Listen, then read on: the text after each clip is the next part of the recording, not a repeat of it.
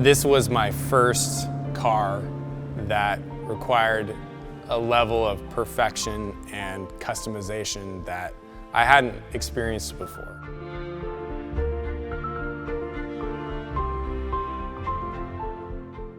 So the project went from just being a motor swap to a full BMW E30 M3 wagon when Richard, with his great and sometimes unique taste, decided that he really did not like the B-pillar of the four-door car because it's right next to your head. I love to get into a car and feel like there's a lot of glass area around. And when I got into the E30 wagon for the first time, looking over my shoulder and the B-pillars there, and I thought, if we could just do this wagon with a longer coupe door, that would be just awesome. So we decided, well, we'll move the B-pillar back. And then the car, we decided it was going to be a coupe. And then from a coupe, we went, well, we might as well put E30 M3 fenders on it. Then the two-door turned into a E30 M3 wagon. The project really spiraled out of control once we decided that we were going to SEMA next year and we needed to bring something that would impress a SEMA crowd. After the car was fully disassembled and we had a plan in place, the car went to J-Rod and Custom, and they took on the task of moving the B-pillar and also grafting in the rear quarter panels and then doing all the amazing bodywork and paintwork.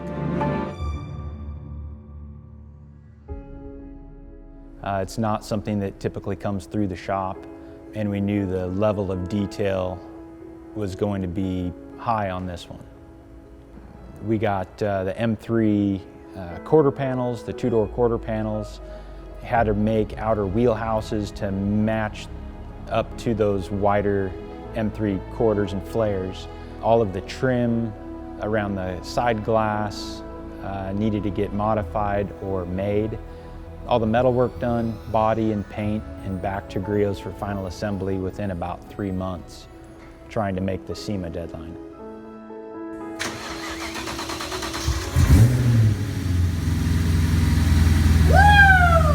When the car returned from J-Rod, we had a serious time crunch to get the car finished for SEMA.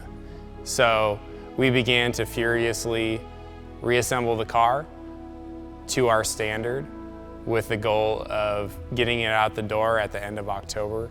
And you know, there's a huge amount of achievement involved in putting so much work into a project like this. There's a feeling that you get afterwards that you don't get, I certainly don't get doing anything else. And then also for Richard to trust a young guy like me to finish this project on time and get it delivered to the show showed a huge amount of trust. It wasn't long after that we were reached out to from Performance BMW magazine, and they told us they wanted to shoot the car, and hopefully we would get it in the magazine. A local photographer came down. We spent a day with him driving around, taking photographs. We got another email. It was Performance BMW magazine to tell us that the car was going to be on the cover. When I found that out, I was jumping up and down.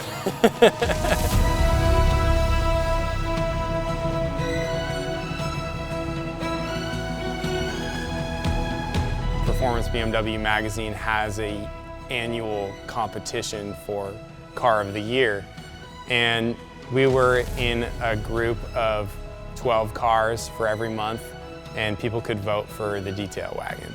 Well, the results came in and the Detail Wagen won Performance BMW Car of the Year.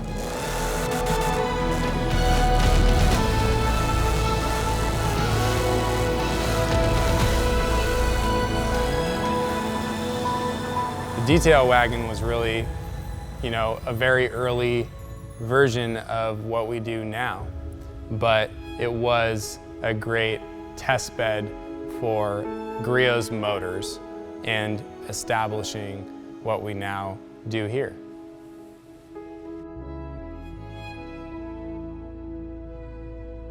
What's the part that you love about this build the most?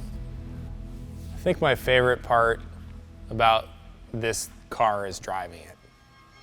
It puts a huge smile on my face every single time.